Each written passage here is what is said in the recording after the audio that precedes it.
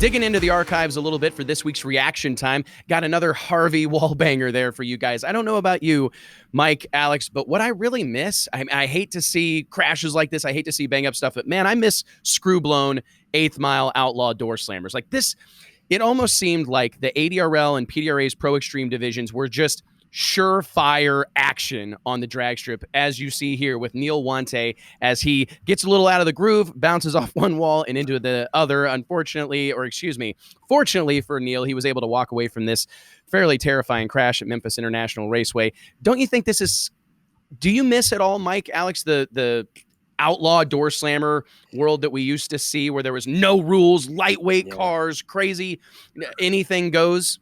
It's being that class racing has taken a front seat in my life and, professionally. Like the no rules, like what can this guy think of?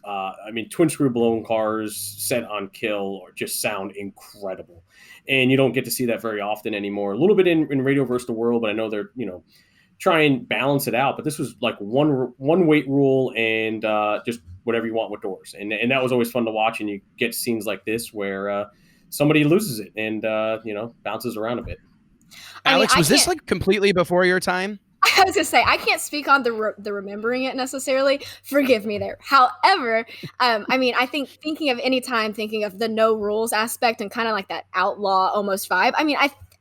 For everybody, it's like an innate inside feeling that just, kind of gets you excited. And then to speak on the action, like in these photos, like, you hate to see it as a racer. You hate to see it as somebody that loves it. But, fans love it. That's the bad part. Like, there's a part of them that's the part that draws them in, It's tough, but I honestly think that if all of this was just perfectly safe and nothing bad ever happened and there was no scary moments like this ever. Look at bull riding. Everybody knows that we're a hair away from something really bad happening. And that's what draws everybody in. The danger is what draws people in. And I'm always blown away by the courage of the men and women that are willing to climb into these things.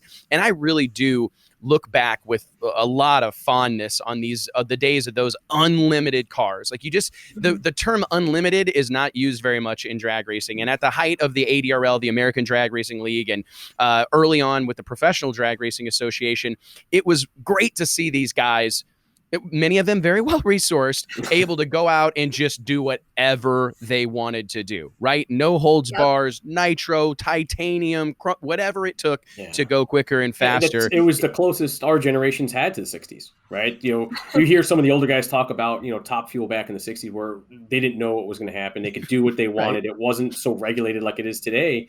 And it was our glimpse into that. In a modern version of it with the pro mods that I know Wes and I love so dearly much. Rules ruin everything. No, and that's it for this week's reaction time.